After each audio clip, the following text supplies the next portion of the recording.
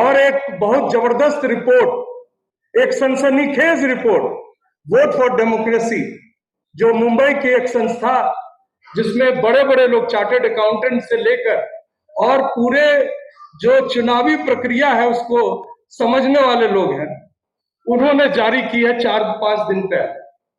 और उस रिपोर्ट में बताया गया है कि 364 लोकसभा सीटों पर जो नंबर ऑफ वोट्स पोल्ड थे एंड जो नंबर ऑफ वोट्स काउंटेड है, उनमें बहुत बड़ा गैप, और वो गैप इतना अधिक है कि 79 सीट्स ऐसे हैं जो कि एनडीए के खाते में गए हैं, बीजेपी को गए हैं, जो जाना चाहिए था इंडिया गठबंधन को। एक षड्यंत्र के तहत, एक मैनिपुलेशन के तहत उसको घोषित किया गया है, और वो सारे लोग जो चुनावी कानून है उसके अंतर्गत अगर कार्रवाई हो तो उनकी सभी की सीटें जानी चाहिए, ये मांग भी उसमें रखी गई। मुझे आश्चर्य है कि ये रिपोर्ट राजनीतिक दलों को भी दिया गया, लेकिन कोई प्रतिक्रिया नहीं आई है। क्यों नहीं आई है? आश्चर्य कई चीजों पर होता है। हम सांसद नहीं, सम्माननीय सांसद महोदय बैठे हैं, लेकिन वो बताएंगे कि अगर इनके चुनावी रिजल्ट में कुछ और फेर करके किसी और को अगर जिता दिया जाए, जैसा 79 सीट्स पे हुआ है और सत्ता किसी और के हाथ में चली गई है, तो क्या परिवर्तन हुआ?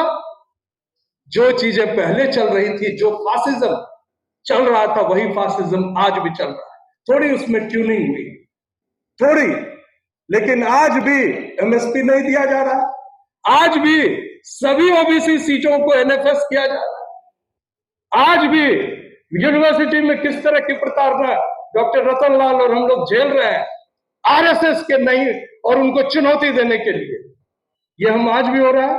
तो क्या परिवर्तन हुआ? एक बड़ा हादसा और घोटाला हुआ है नीट के माध्यम से, और वो दायरे में नहीं बंधा हुआ है कि एससी एसटी ओबीसी के बच्चों के साथ हुआ। तमाम ऐसे लोग जो अपना पेट काट कर कोटा में रह अपने बच्चों को पढ़ाते हैं, डॉक्टर बनाने के लिए का सपना देखते हैं, वो सपना चकनाचूर हो गया, और उसका सरगना देश का शिक्षा मंत्री। क्या एक भी डिमांड माननीय सांसद महोदय बैठे हैं संसद में उठा कि शिक्षा मंत्री को हटाया जाना चाहिए, तत्काल प्रभाव से हटाया जाना चाहिए?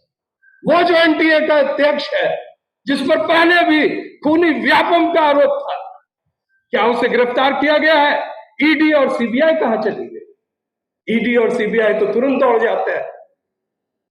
तो ये बड़ा प्रश्न है, और मैं आप सबों को सलाम करता हूं। मैं उन लोगों में हूं जो मानता हूं कि एजेंडा राजनीतिक दलें नहीं बनाती है, ऐसी सभाएं बनाती है, कॉन्स्टिट्यूशन क्लब ऑफ इंडिया से बनती है, और भी ऐसे सभागारों से बनती है।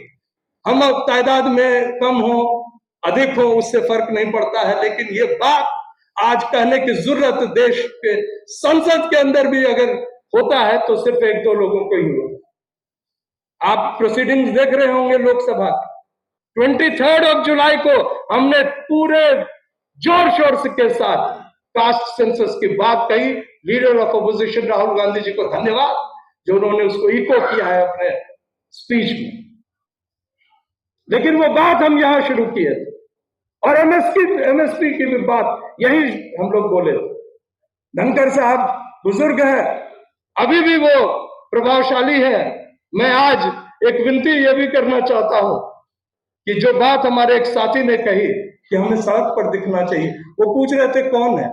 लोग सड़क पे निकल रहे हैं, लेकिन 1-2 लोगों के निकलने से नहीं होगा। 1-2 लोग, मैं विनती इनसे कर रहा हूं कि आप खाप के माध्यम से पूरे देश को संदेश दीजिए, सिर्फ हरियाणा को नहीं, कि एक दिन सड़क पे निकलो तो ये सरकार को पता चलेगा कि नीट का दर्द भी युवाओं के दिल में है, और यूपीएससी में जो बड़ा घोटाला दिख रहा है उसका भी दर्द है। हमारे इतने मेहनत से परीक्षा देने वाले 2-3 बच्चे अपनी जान कुर्बान कर गए वो कोचिंग सेंटर्स में। कौन शुरू किया कोचिंग का परंपरा? दिल्ली यूनिवर्सिटी के एडमिशन में सीयूईटी हो रहा है, बिना कोचिंग किए हुए बच्चे आपके पास नहीं करेंगे, और वो कोचिंग का बिजनेस है। वहां क्वेश्चन सप्लाई होता है, तो कौन शुरू किया? I am thankful madam, you have taken up the responsibility.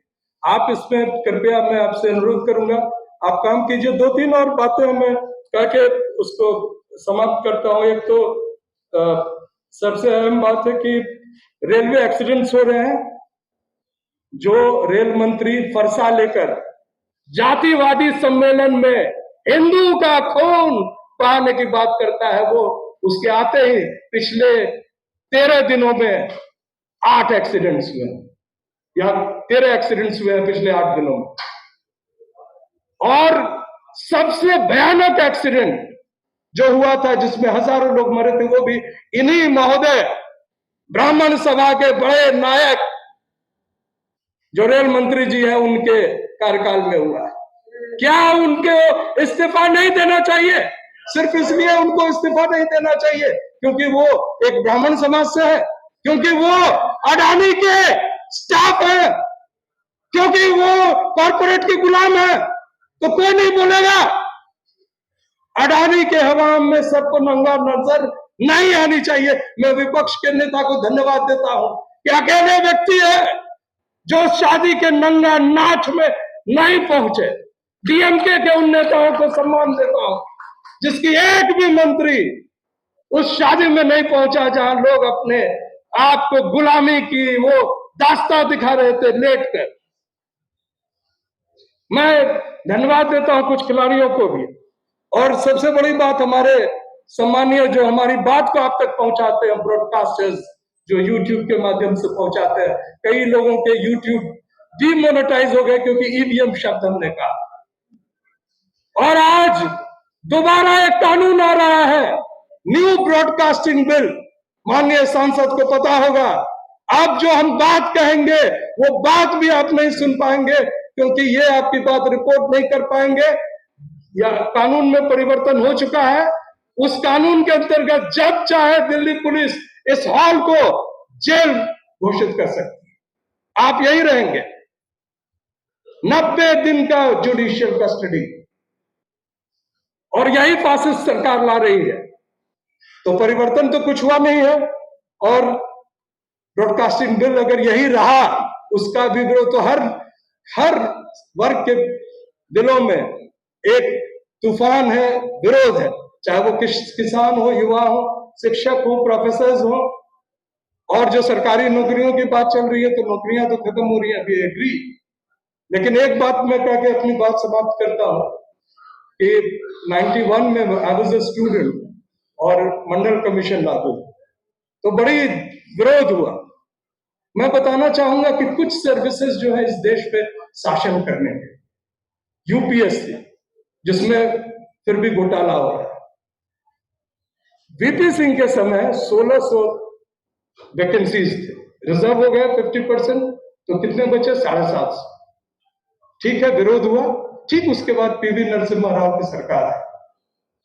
And what was the total number of vacancies? 350। So out of that अगर 50% हो गया, कितने बचे? 150। कोई आंदोलन नहीं हुआ, किसी ने अपने शरीर में आग नहीं लगाई, क्योंकि वो जो विरोध था वो भागीदारी का विरोध। एससी, एसटी, ओबीसी भी कैसे कलेक्टर बनेगा, कैसे एसपी बनेगा, एसडीएम बनेगा और आपके बराबर पे बैठेगा और आपके लिए वो फैसले लेगा, वो मंजूर नहीं था और उसी का विरोध हुआ।